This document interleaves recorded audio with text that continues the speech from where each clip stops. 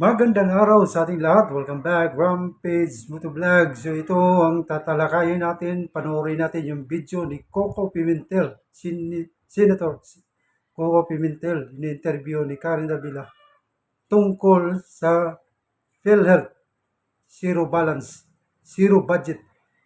Pinapaboran ng Kamara yung akap, ayuda. Ayuda yung pinapaboran. So hindi na natin na patumpik-tumpik pa. Panoorin natin. Ito.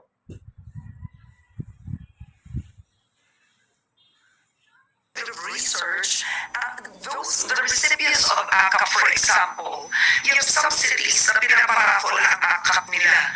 Ang binibigay 3 to 5,000. Yung ibang cities naman humingi ng voters ID para sa ACAP nila. So yung ibang cities nagbibigay first tranche 5, other tranche 5.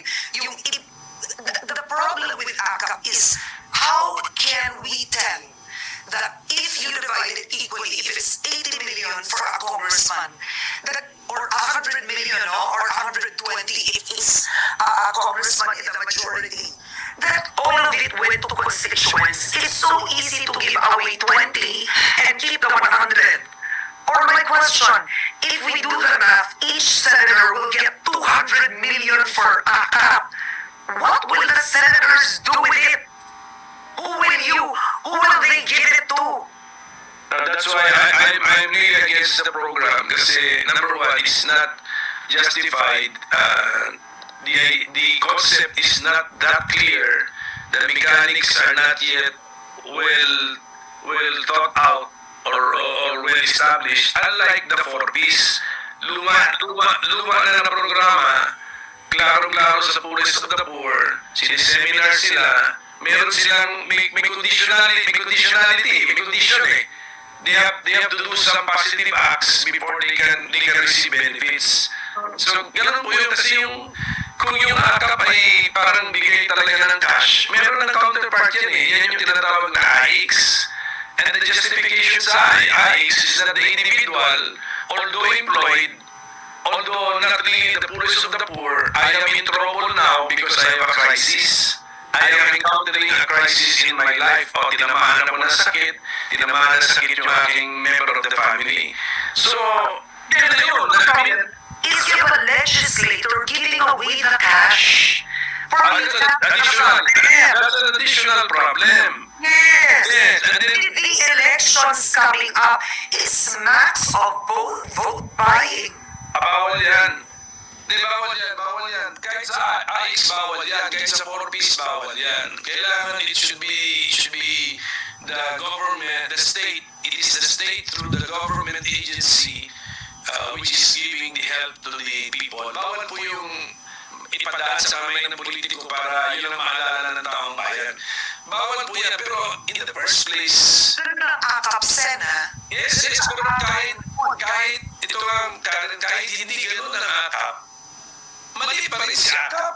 Kasi kahit hindi siya ganun, kasi nga kahit ipadaan mo sa DSWD yan, meron na lang dalawang program sa DSWD. For the poorest of the poor, 4Ps tayo. Okay. Doon sa mga nahihirapan ngayon sa buhay kasi tinamaan ng krisis, tinamaan ka ng problema, pwede ka tumakbo sa DSWD under the AIX. So yun na yun, if they really want, if there is an extra 30 billion pesos or 26 billion pesos extra, mamili dapat ang way of thinking natin, ilagay pa natin si 26 billion na nakita natin pwede pa natin gastusin sa poorest of the poor program para yung waiting list ay matulungan na, masama na. O idagdag yun sa AIX na tuwing may tatamaan ng krisis sa buhay o kahirapan sa buhay, meron tayong pondo. Wala pa rin. Alam mo bakit? Yung mga makabenepisyo niyan, titingnan nila yung makapagbenepisyo niyan, yung mga bumubuto sa kanila, yun ang strategy nila eh. Ayuda para sa poorest of the poor, ayuda daw para sa...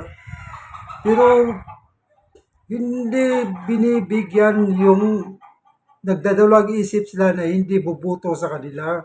Pinipili nga eh.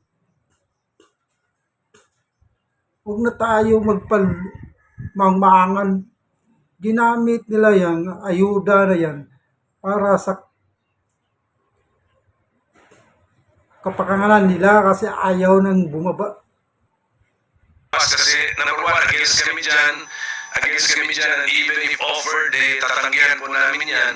And the best na rin ata ipakita na ng presidente na he also believes in a well planned or well targeted assistance programs. But number one, poorest of the poor and those who are hit by temporary crisis in life. Okay, so to end this, the president, of course, would want to pass the budget on time. But we've seen, historically speaking, we've seen sitting presidents veto items, right?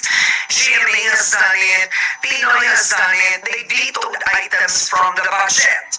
They've done it, okay? Because this budget is possibly unconstitutional in its face, right? With unprogrammed funds being higher than what it should be, the DPWH budget higher than the DepEd. So, what happens if the president signs an unconstitutional budget? Well, this is a free country, Karen. That's why citizens, involved citizens, vigilant citizens should now can go to the Supreme Court to question the constitutionality of this particular budget. Ako, just a quick analysis of the budget, I can already give you 3 grounds to question the constitutionality. That's earlier part of our show. What was your third? The first is DPWH exceeding the DepEd. Number 2, unprogrammed funds exceeding the allowed amount. Right? Is the unnecessary presidential certification of urgency. Okay, yeah. Kasi yung tatlong, those 3 grounds, we can find constitutional provisions to support our argument that these provisions have been violated. Yeah. Okay. What will this mean to President Marcos Jr.'s administration? You know, if he signs a budget that's unconstitutional, what will it cost him? Well, hindi pa tayo sure, Karen, that the Supreme Court will side with our arguments, diba? But my point is, the system in our country, all laws, if the laws passed by Congress affect you in a way na you believe which is not constitutional, you can question. Yeah. So we have 3 grounds to question. Ang problema, Karen, these have been raised before. And, number one, I think there has been a budget in the past na there was also a contention that some other budget exceeded the education budget. I think infra rin yata yun, but I forgot the year na. And I do not think that budget law was declared unconstitutional. Then, number 2, Did anyone go before the Supreme Court? yes, because my staff tell me there has been a case. So that means this must have been a Supreme Court ruling. But syempre karang iba-ibang facts nun eh. Ibang facts nun, ibang facts ngayon. So you can always revive or reuse the argument, okay? And then the unprogrammed level, programmed appropriations level, this is pending. Okay, kaso mo yan, pending ngayon yan. So we can now show to the court that see the practice is being repeated year after year after year. So you better decide on the case so that there will be now a clear ruling and a clear guidance to Congress. And how do we make the Supreme Court, frankly, act faster? Because to a degree, during the time of the late President Noynoy Aquino, when a case against PDAF, remember, was brought before the Supreme Court, they acted immediately, and that was the time during the administration of Pinoy. Remember, it was a case against Butch Abad on the PDAF. So Why isn't the Supreme Court moving? Because there are different facts involved. Of course, there's different issue din. Siguro nire-review pa nila ang history ng budget process natin. But definitely, since it has been repeated, actually, ganito yung Karen eh.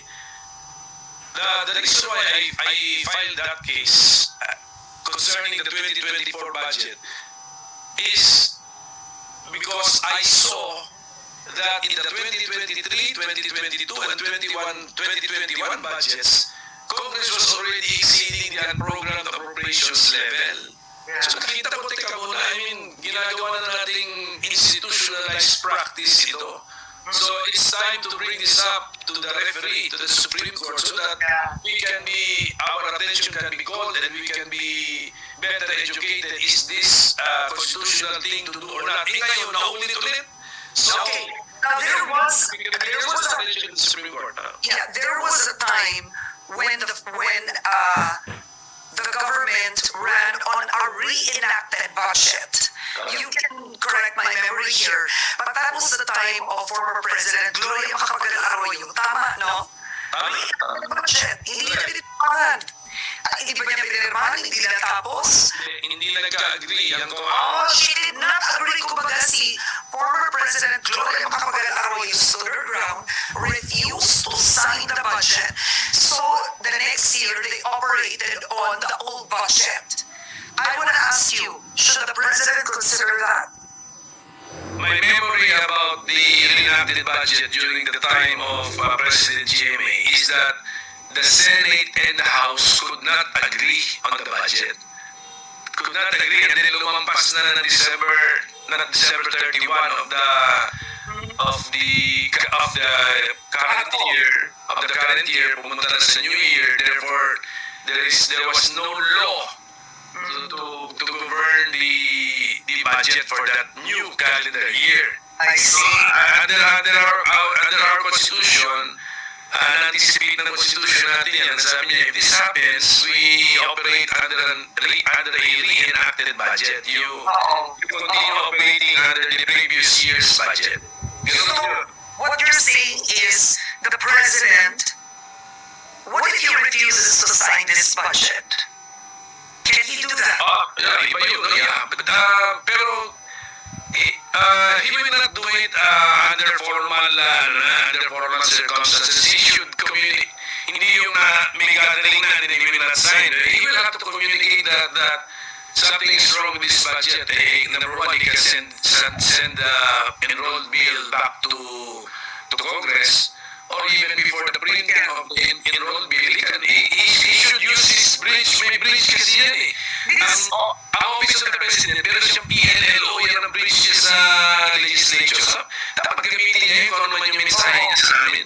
Because politically speaking, if you were President Marcos Jr., this is a budget that makes you unpopular. Tinanggalan mo DepEd, tinanggalan mo CHED, tinanggalan mo PhilHealth, tinanggalan mo social services. Tapos ang nagkapera, DPWH, yung mga congressman, senators, sila na nagkapera. If you were the President, why is this budget a plus for you? For your leadership? But the point is, meron na siya mechanism from the start. There is a PNLO. From the very start, meron ng bridges. So, if he wanted something done, or he wanted to influence more the budget process, he could have done so through the PNLO. So what you're saying is the President approves of this budget? The President knows everything about this budget. Kasi his office or the executive branch would be present at all stages in the budget process. All right. Okay. So